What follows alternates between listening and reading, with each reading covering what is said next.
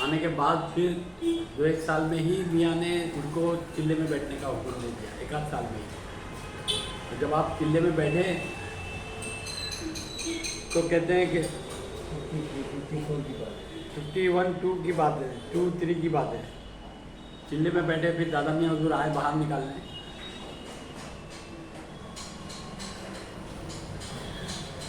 असल में मामला तो शुरू वहीं से हो गया था कि आप जब वहाँ पर गए, दादा मियाँ हुजूर वहाँ गए किले पे गए, और जब मियाँ को हुक्म हुआ कि ख्वाब में बशारत हुई कि आप वहाँ जाओ, गुरला से लाइन ऐसे जारी है और आप उस पर छड़ी रख के दादा मियाँ हुजूर ख्वाब में उनको फरमा रहे हैं मान खुद। तो आप मान खुद समझ गए कि मुझे वहाँ जाने का हुक्म है, तो आप वहाँ के लिए निकल पड़े। जब आप वहाँ गए तो फिर वहाँ जाकर के मुरीद लोगों को करना शुरू किया, मस्जिद बनाई। मस्जिद ख़राब थी हालत में, पत्थर उतरे तो सब ठीक किए। कच्ची मस्जिद थी, हाँ पानी नहीं था। हाँ। जो बंगाली बाबा थे तो दादा मियाँ बोले ये छड़ी रख कर बोले यहाँ पे खोदो, यहाँ से पानी निकलेगा। हाँ। पूरी जनता पानी आज तक खाए में बोली। अच्छा। 2 नंबर में फिर आपने मस्जिद बनाई और मस्जिद बनाने के बाद मस्जिद में ही लोगों को मुरीद करते रहे, और रात के टाइम में लोगों को हल्का जिक्र कराते थे, न्याज फातिहा हल्का जिक्र कराते थे मस्जिद में रात में, जब ईशा की नमाज के बाद। तो उन लोगों ने एतराज़ फिर करना शुरू कर दिया कि मस्जिद में क्या करते हैं, मस्जिद में क्यों करते हैं।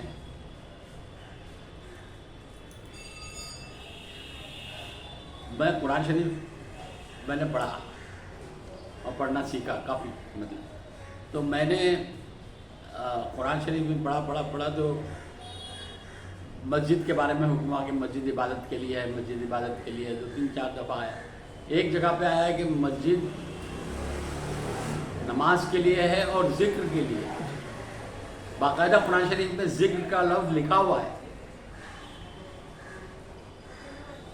तो ज़िक्र अब्बा का ये, वालिद साहब का ये कहना था, अब्बा का ये कहना था कि हम ज़िक्र जो कराते हैं नमाज के बाद कराते हैं, नमाज के टाइम में नहीं कराते हैं कि लोगों को डिस्टर्ब हो। आप समझ रहे हैं ना?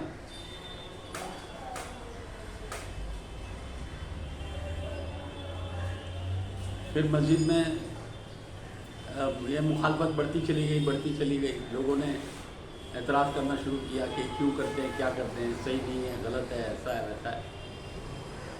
फिर लास्ट में जब वो पत्थर फेंकने लगे तो मियाँ ने कहा कि अच्छा चलो भाई अपन अपना महफिल खाना अलग बना लेंगे। तो फिर कमरुद्दीन भाई के उनकी दुकान के बाजू में जगह थी, पता नहीं कैसी किसकी जगह थी कमरुद्दीन भाई की, उसी में फिर महफिल खाना बनाया गया और उसी के अंदर हल्का जिक्र होने लगा। फिर भी वो लोग मुखालफत पे आते रहे। किंग कॉन्ग उसी में ग्रुप में थे, King Kong Pathan, King Kong भाई, किंग कॉन्ग भाई, हलवा शाह हाँ। और ऐसे कई लोग थे। तो मियाँ ने उस वक्त फरमाया था कि हल्का जिक्र कर रहे थे, वो लोग आके टट्टी फाड़ के देखे तो मियाँ बोले जिक्र चालू रखो, कोई उठना नहीं, कोई बाहर जाना नहीं, जिक्र चालू रखो। आखिर में आके नाजी गिर गए, पैरों पे गिर गए मियाँ के। कौन? वो जो 4 जो खड़े थे, अच्छा। नशे में घुस गए, बोले सुबह ना हमारे पास ना दुकान।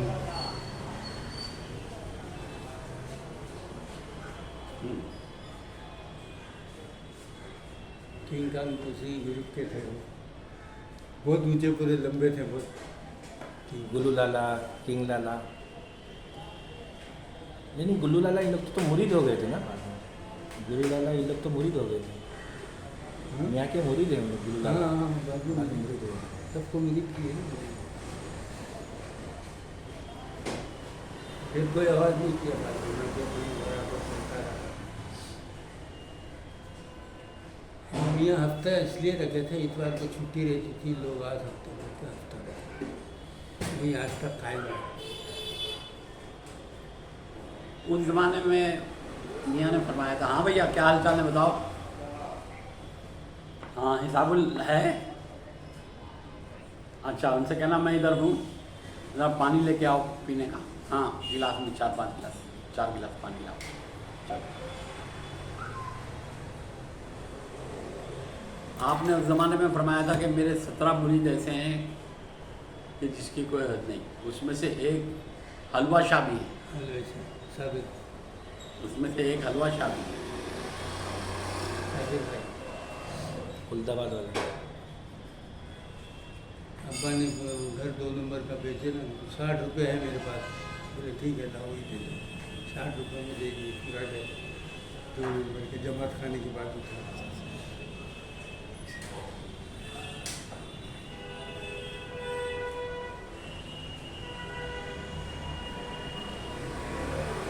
कुरला लीले में उनको नहीं थे आपका, उनका मिलती थी, हफ्ता रहता था तो जाते थे रामदेव बाबू के भैया दूध वाला था, पूरी मिठाई में उठा के ले जाके आने लेकिन यहाँ तक गया। अभी मैं हज पे गया, उम्रे पे गया, मैंने देखा कि इतनी शानदार मस्जिद बनी हुई है, इतनी शानदार खानकाबा का वो बना हुआ है, और एक से एक मुसलमान लोग सब फ़ख्र से कि हाँ इतना शानदार हमारा। मैंने सोचा कि हुजूर के ज़माने में क्या हालत होगी, वही सब झोपड़पट्टी और वही सब छोटे छोटे घर वैसे, और हुजूर ने उसमें तालीम दी। तो मैंने सोचा, तो मुझे याद आया कि हमारे मियाँ वैसे ही माहौल में रहे,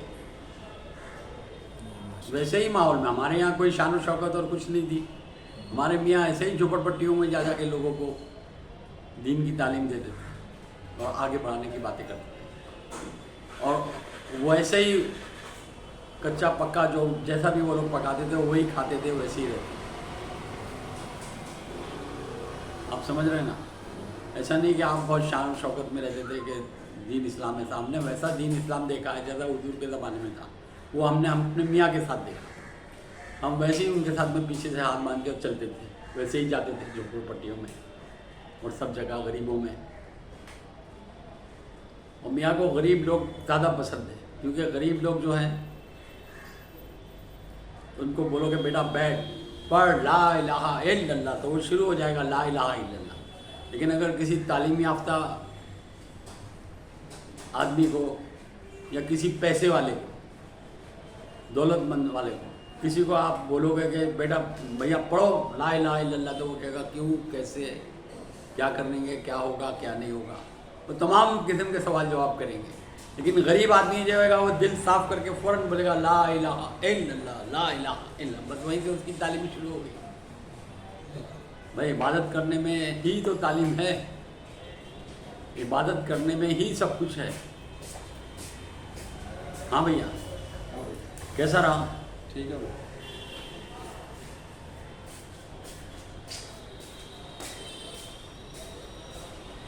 समझे ना?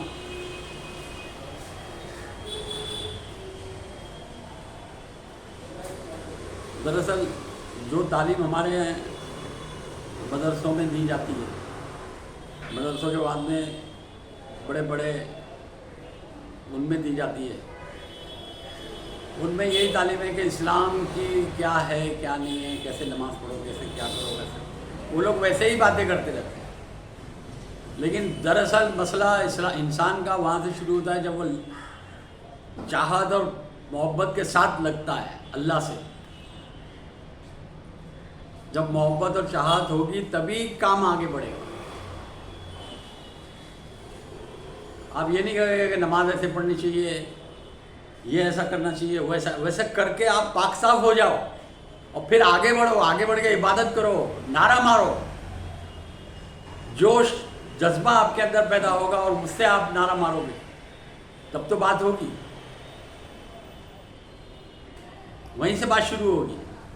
बात आप कितनी ही तालीम हासिल कर लो, फिर वो तालीम ही है। आप नमाज पढ़ रहे हो, नमाज में क्या पढ़ रहे हो, आपको क्या बस कुरान पढ़ लिया आपने, ये कर लिया, वो कर लिया, हो गई आपकी नमाज, आपने पढ़ लिया, सजदे रुकू सब कर लिए, ये नहीं मालूम है कि क्यों कर रहे हैं, कैसे कर रहे हैं, असलियत क्या है उसकी।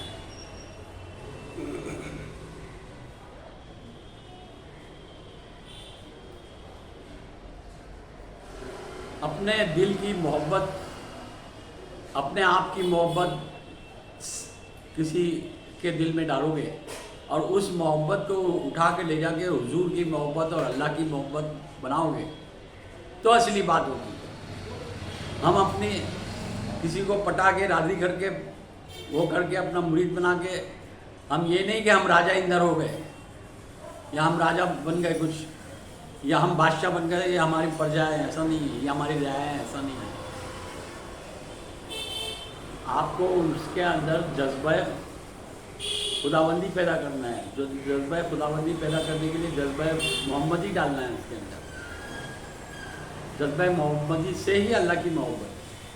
और जब जज्बा मोहम्मदी डालने के लिए उसको अपना दोस्त बनाना पड़ेगा, अपना प्यार बनाना पड़ेगा। जब वो करोगे तो वो आगे बढ़ेगा। और उसके अंदर फिर बहुत सारी बातें, ये मैंने इतनी बात है ना एक इशारे में कह दी, जिंदगी गुजर जाती है, बात जिंदगी गुजर जाती है। और ज़िंदगी गुजर जाती है, लेकिन शुरू करने के लिए एक झटका काफ़ी है। एक झटका, आप शुरू हो या आपने नारा मारा अल्लाह ला इलाहा इल्लल्लाह, बस बात है बात। सबसे पहला कलमा है ला इलाहा इल्लल्लाह, सबसे बड़ा कलमा है ला इलाहा इल्लल्लाह, सबसे बड़ी बात ही ला इलाहा इल्लल्लाह। ला इलाहा इल्लल्लाह के क्या मतलब है? हम ये कहेंगे कि मैं तुझसे प्यार करता हूँ, या कहेंगे कि तू ही तू है हमारा मालिक, तू ही तू हमारा है। ला इलाहा इल्लल्लाह के मतलब कि बस कोई नहीं, बस तू ही तू है, कोई नहीं। और अल्लाह ताला को ये लफ्ज़ और ये जुमला बेइंतहा पसंद है कि उसके सामने ये कहा जाए कि और कोई नहीं है, बस तू ही तू है हमारा। फिर आप अल्लाह अल्लाह करोगे तो उससे अल्लाह को आप याद कर रहे हो, लेकिन ये कह के याद करोगे कि और कोई नहीं है, बस तू ही तू है हमारा। यही बात अल्लाह को सबसे ज़्यादा पसंद है।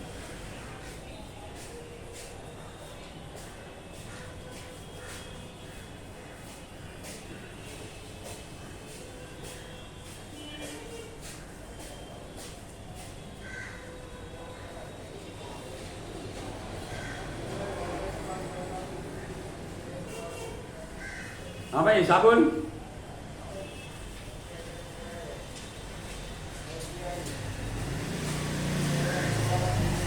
और ला इलाहा इल्लल्लाह के मतलब बताऊँ? हाँ भाई, वो जो बड़ी वाली बैटरी है उधर ले जाके रख दो, और सुनो उसको किसी चीज़ के नीचे रखना, लकड़े पे रखना या टेबल पे रखना या कहीं, और फिर उसके अंदर है ना सोलर पैनल का कनेक्शन डायरेक्ट उसमें डालना, तो उधर ही उससे सोलर पैनल से वो चार्ज होती है। फिर उसमें से अपन करंट निकालेंगे उधर ही। पहले उसको चार्जिंग पे लगा दो, लेकिन नेगेटिव पॉजिटिव देख के लगाना, बल्ब देख के लगाना। बल्ब से मालूम पड़ेगा, टेस्टर बल्ब है हमारा, बल्ब से मालूम पड़ेगा कि नेगेटिव पॉजिटिव कौन सा है, लाल कौन सा है, काला कौन सा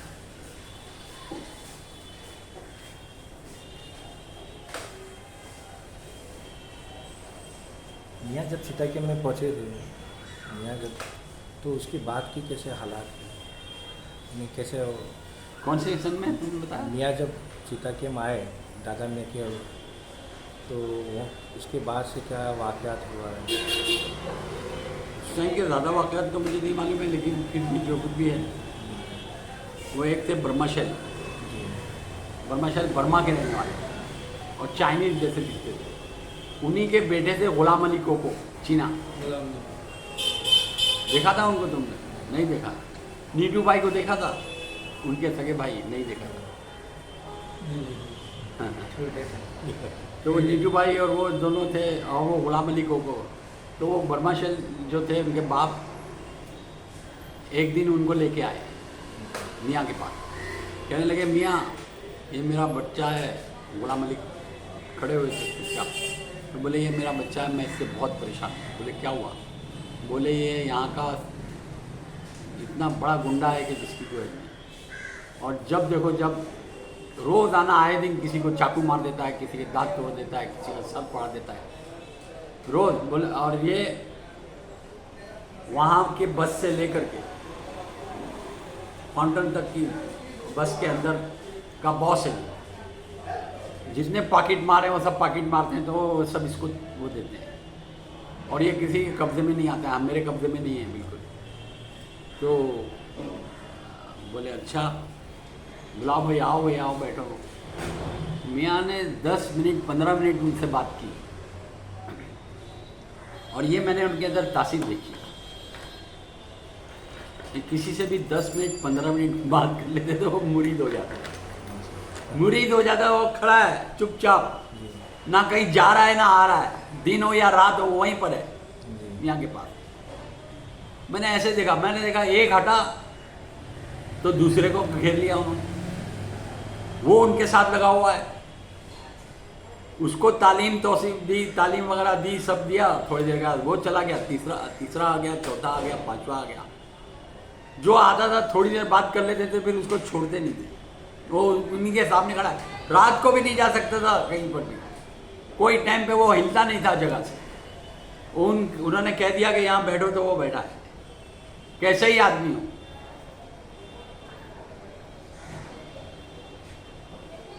वैसे ही वो थे, क्या नाम है, मकबूल भाई जो थे ना, जो अपने इधर रहते थे, मेरे खाने के सामने के बच्चे हाजी मकबूल साहब, हैं, हाजी मकबूल, हाँ। वो मकबूल भाई वहाँ के दारू की भट्टी के चलाने वाले बहुत ज़बरदस्त वो थे। आपने उनको अपने पास ले लिया, ऐसा ले लिया कि वो यहाँ खड़े हैं, दिनों रात यहाँ खड़े हैं। जाओ ये लेके आओ, जाओ वो लेके आओ, जाओ दालें लेके आओ, चावल लेके आओ, फलाना काम करो, इसका काम करो, सब खत्म हो, यही सब काम करो।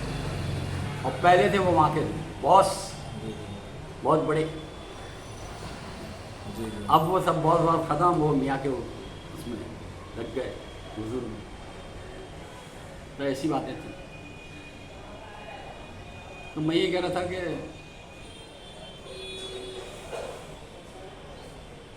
कुरान शरीफ की एक चाबी है,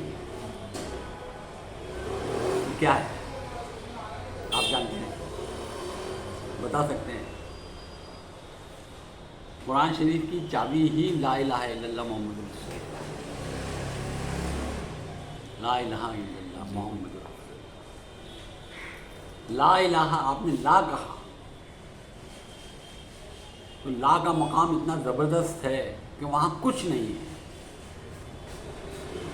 आदमी ला के मकाम पर पहुँचता है तो घबरा जाता है, भागता है, चीखता है, हाँ भैया चाय भेजो और गिलास भेजो 2। आप समझे ना, ला का मकाम इतना ज़बरदस्त है। तो ला का मकाम खौफ का है, जलाल का है। इल्लल्लाह आपने कहा तो वहाँ जमाल का या मोहब्बत का मकाम है। ला इलाहा इल्लल्लाह।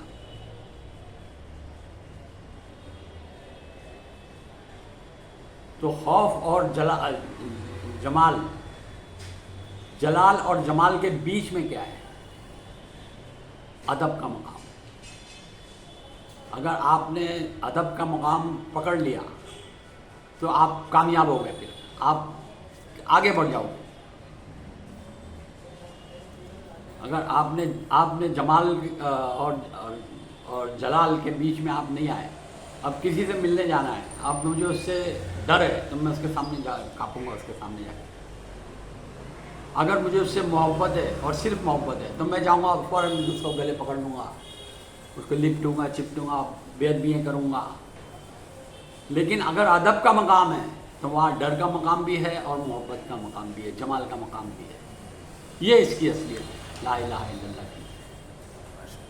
आप समझ रहे हैं ना? बस तू ही तू, तू ही तू, तू ही तू। हम इसको ये लफ्ज़ भी कह सकते हैं, बस तू ही तू, और कोई नहीं है, बस तू ही तू है।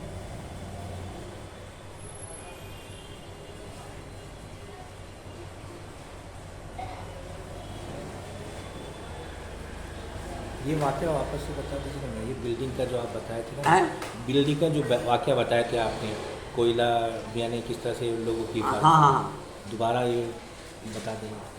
अच्छा, तो मियाँ यहाँ बैठे हुए थे, मैं फिर अपने यहाँ ऑफिस के सामने, तो और भी लोग बैठे हुए थे। तो मियाँ बैठे बैठे ऐसे पैर हिलाने की कोशिश की तो वो पैर हिल ही नहीं रहा। बहुत कोशिश कर रहे कि अरे ये क्या हो गया, तो दूसरे को हिला रहे, दूसरा भी नहीं हिल रहा। अब बैठे हुए हैं ऐसे, अब बैठे हुए हैं और सोच रहे हैं कि ये क्या हो गया, अपने आप में उसको हिलाने की कोशिश कर रहे हैं, हिल ही नहीं रहे पैर। अब वाले साहब कह रहे हैं कि इतने लोग सब बैठे हैं हमसे बातें कर रहे हैं, तो अगर हम उनसे ये कहेंगे अरे हमारा पैर क्यों नहीं हिल रहा है, तो लोग हंसेंगे, कहेंगे ये क्या बात हो गई कि पैर ही नहीं हिल रहा है। आप बैठ के सोचते रहे कि आखिर क्या बात है, क्या बात है। इतने में उधर से नबीजान उस्ताद जो थे अपने उस्ताद किचन के, वो आए, आके कहने लगे मियाँ मियाँ वो अपने किचन के अंदर दीवार फट गई, 1 इंच उसमें वो लाइन आ गई और वो फट गई और वो अजीब हालत हो गई। तो वाले साहब ने अच्छा, मियाँ ने कहा अच्छा, फट से उठे और चल दिए।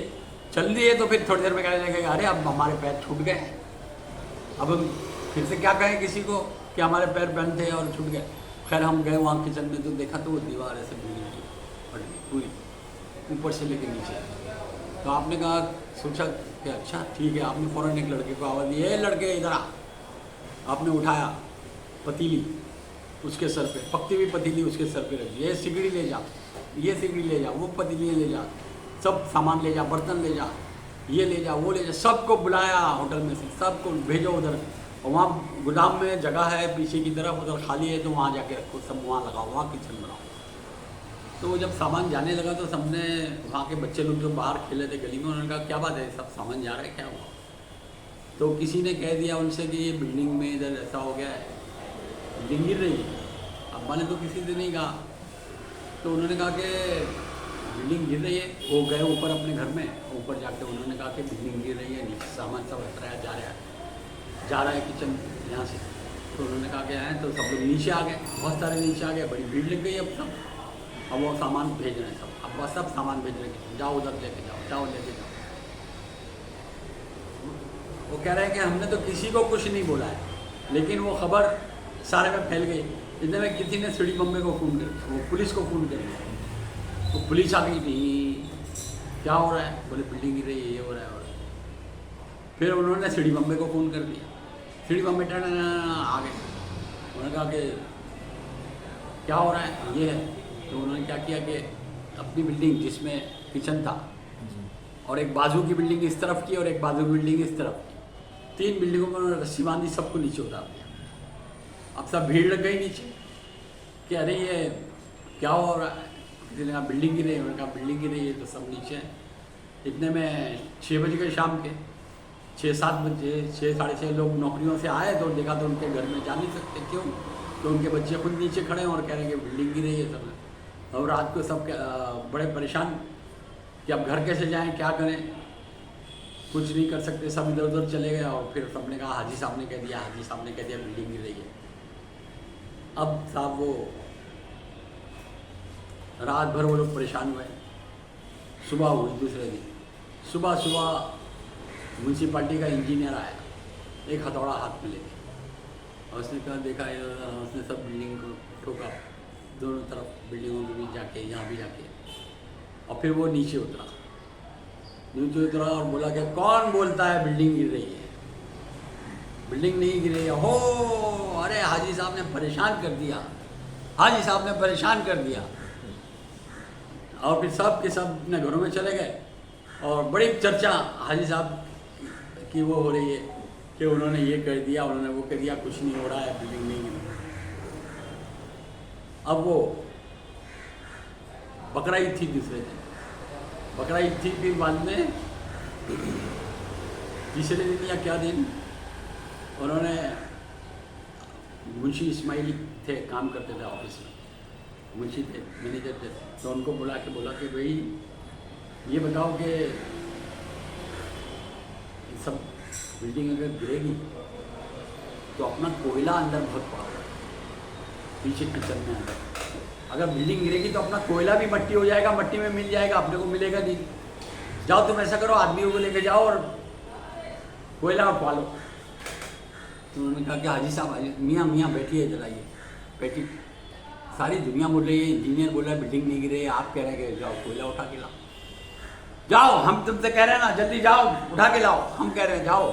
अरे जैसा आपका हुक्म।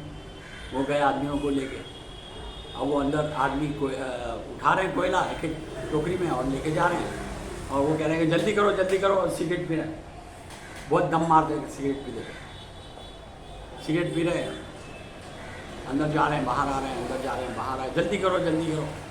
इतने में एक दफ़ा वो अंदर जा रहे थे तो ऊपर से मिट्टी उनके कान पे गिरी, तो वो घबरा गए और घबरा के भाग के अंदर चले गए। अंदर आदमियों ने कहा क्यों, क्या हुआ? तो बोले कि वो मिट्टी गिर रही, तो वो सब निकल के बाहर भागे, सब बाहर भागे, सब लोग बाहर आ गए थे। क्या हुआ? तो बोले मिट्टी गिर रही। अब वो कोयला काफ़ी कुछ आ चुका था, बाकी मिट्टी गिर रही। तो बच्चे लोगों ने फिर बोल दिया मिट्टी गिर रही है नीचे। उन्होंने फिर सीढ़ी बम्बे को फ़ोन कर दिया, सीढ़ी बम्बा आया, फिर उसने सबको निकाला बाहर, सब बिल्डिंगों में से, तीनों बिल्डिंगों में से सबको बाहर निकाल दिया और खड़ा कर दिया। अब बोले फिर बिल्डिंग गिर रही है, फिर ये हो रहा है। अब वो सब लोग वो करते रहे। उसके दूसरे दिन सुबह में ठीक था, लेकिन दोपहर जब हुई दोहर का वक्त, ऐसे आवाज़ आई चू चू चू चू चू चू। बिल्डिंग लकड़ी की बिल्डिंगें थी, तो बिल्डिंगें ऐसे हिली, तीनों बिल्डिंग एक साथ, और तीनों की तीनों धाम गिर गए। अब जो बिल्डिंग गिरी है कोहराम में कई लोगों की जान बच गई। बाजू वाली बिल्डिंग में एक स्कूल थी, मैं 250 बच्चा पढ़ता था। वो बच्चा ये रस्सी लगे होने की वजह से नहीं आए, वरना वो भी सब मर जाते, और इधर बिल्डिंग के लोग भी मर जाते। अब उन्होंने जो देख, सब अब्बा के पैरों पड़े हुए थे यहाँ पे, भाई साहब आपकी वजह से हमारी जान गई।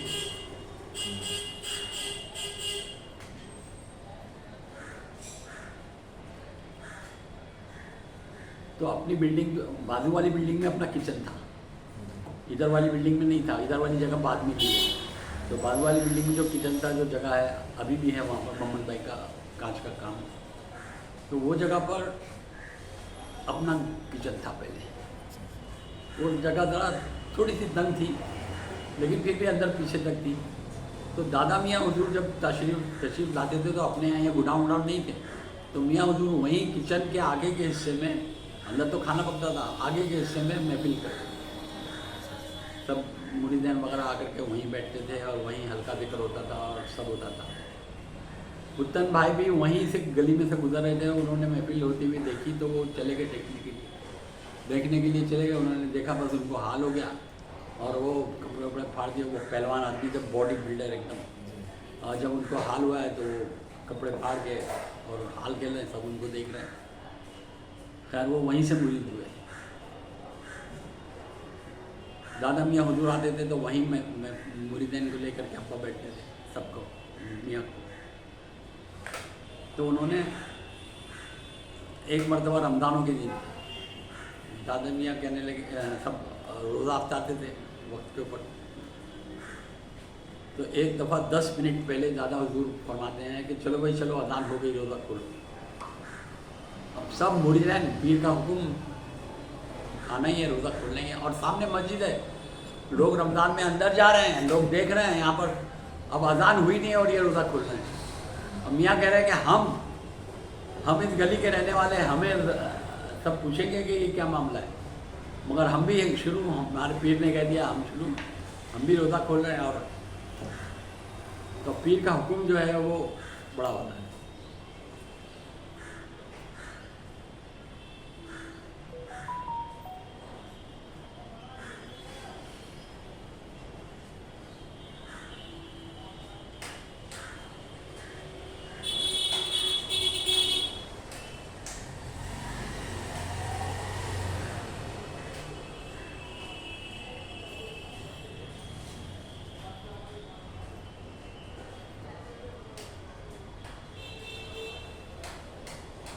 वो एक गली में लड़का था, वो सड़क पर घसीटता रहता था, उसके पैर दोनों ख़राब थे, गरीब फ़कीर जैसा लड़का था और बड़े गंदे कपड़े उसके, और वो घसीटता फिरता था। उसके आगे एक हाथ झोला रहता था, वो झोला भी उसके साथ ही चलता था।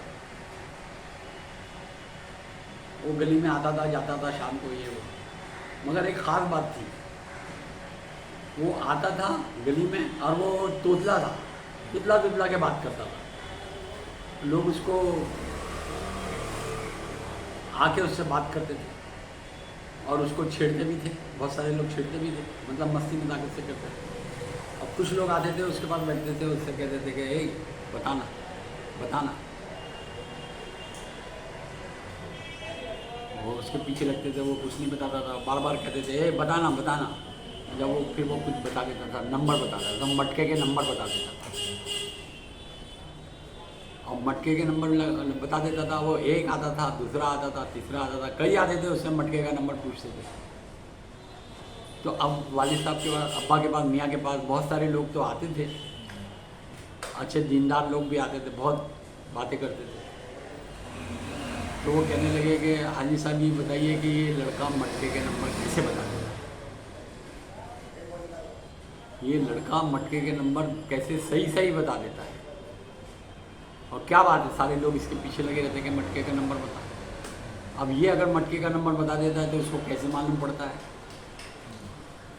ये क्या कोई वली अल्लाह है या क्या है, क्या बात है। तो मियाँ ने फरमाया कि भाई ऐसा है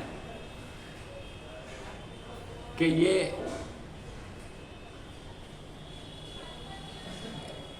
गरीब है, इसके पास ना कुछ है ना कुछ, बिल्कुल ना इसको कोई फिक्र है, ना किसी चीज़ में ये उलझा हुआ है, ना कुछ है, इसको आराम है, कुछ भी मिल गया खा पी लिया इसने, बस आराम से सो गया, कुछ नहीं है। अब बिल्कुल कहीं भी जाता है वहाँ जाके सो जाता है, कहीं भी जाता है ये करता है। तो इसके दिमाग को बिल्कुल खालीपन है इसके पास। जब इसके पास खालीपन है तो जब इसका जहन और फिक्र इसकी खाली है तो बहुत सारी चीज़ें हमें भी आके टकराती हैं, हमें भी आके टकराती हैं। सारी चीज़ें जो पहले होने वाली हैं वो आके हमको टकराती हैं, सबको टकराती हैं। मगर हमारा जहन चूँकि खाली नहीं है, फ्री नहीं है,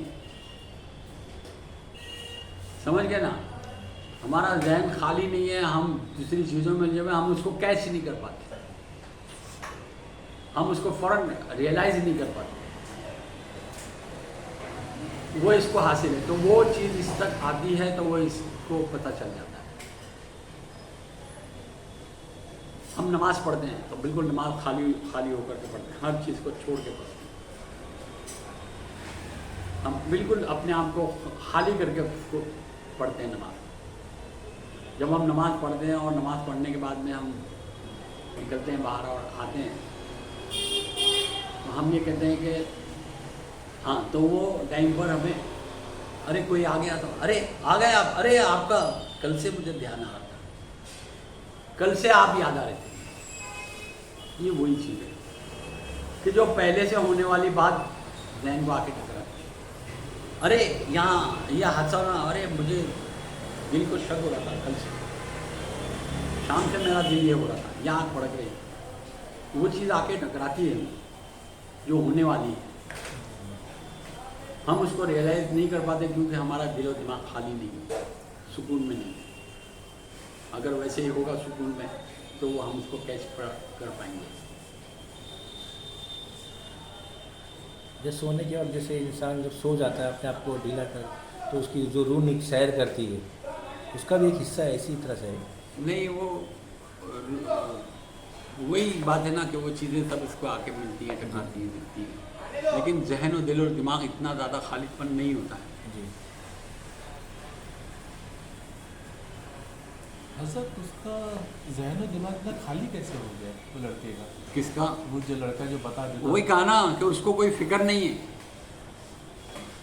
उसको कोई भी उसको तकलीफ नहीं है, किसी चीज़ की चाहत भी नहीं है, किसी चीज़ का गम भी नहीं है, हाँ फ्री हो गया। जी खाली है। और एक बात बताऊं, एक अजीब सी बात, बेटा पानी रख, पानी पीने के लिए गिलास रख, तो उधर से धोकेला, अंदर से धोकेला, ये गिलास अच्छा है, यहाँ रख दे।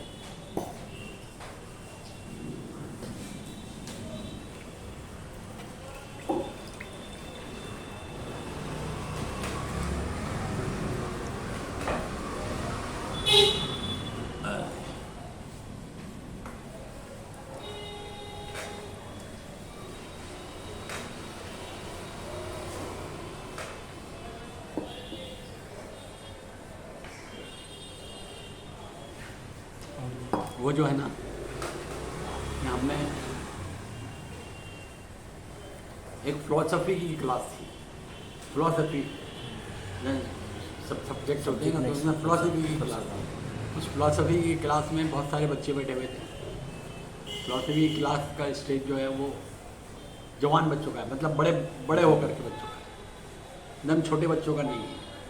छोटे बच्चे फ़िलासफ़ी को नहीं समझ पाएंगे तो बड़े लोग इंग्लिश को समझते हैं। तो उस क्लास में टीचर थे, वो पढ़ा रहे थे। तो एक बच्चे ने सवाल किया कि सर ये बताइए कि किसी से भी इश्क कैसे करें, इश्क हमारे दिल में उसके लिए कैसे पैदा हो जाए, कैसे पैदा हो, क्या हो कि हमारे हमें उससे इश्क हो जाए, हमें उससे प्यार हो जाए। अब सब चुपचाप। टीचर ने बताया कि देखो भाई, ऐसा है कि अगर कोई भी किसी से इश्क करना चाहता है तो पहले एक जगह मुतय्यन करो, खामोश, और वहाँ पर एकदम खामोश ख्याल से बैठ जाओ, दिलो दिमाग को पाक करो, दिलो दिमाग को पाक करो और किसी भी उलझन में, तकलीफ में मत जाओ बस। और वहाँ पर फिर आप जिससे भी इश्क करना हो तो उसका तस्वर अपने जहन में रख लो, और उसको रख के और फिर उसका नाम ले लेकर के ज़ोर ज़ोर से पुकारो,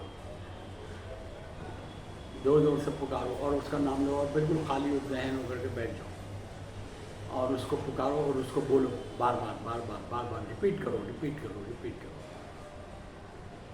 तो आपको उससे इश्क हो जाएगा। लेकिन आपको लगातार उसको करना है, उसका नाम लेकर के और जहन खाली रख के।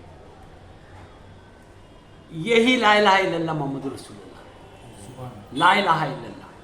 आप हर चीज़ से पाक हो जाओ और अल्लाह को कायम कर लो, अल्लाह का तस्वीर बिठा लो और वहाँ उसको पुकारो बार बार, अल्लाह को, ला इलाहा इल्लल्लाह, ला इलाहा इल्लल्लाह। ये ला इलाहा इल्लल्लाह की एक हकीकत है, आप समझ रहे हैं ना। तो वो सामने बैठी हुई लड़की एकदम ऐसे होकर बैठ गई और ये जोक के तौर पे उन्होंने लिखा था, लेकिन मैंने उसको इस तरह से समझ लिया। तो वो लड़की कहने लगी, ऐसे होकर बैठ गई, बोली दिलीप कुमार, दिलीप कुमार ज़माने में दिलीप कुमार का नाम बहुत चलता था, हीरो थे वो। तो वो बोली दिलीप कुमार, दिलीप कुमार, दिलीप कुमार। और एक मजाक की बात है, एक जोक है, लेकिन हकीकत में बात यही है। हाँ भाई।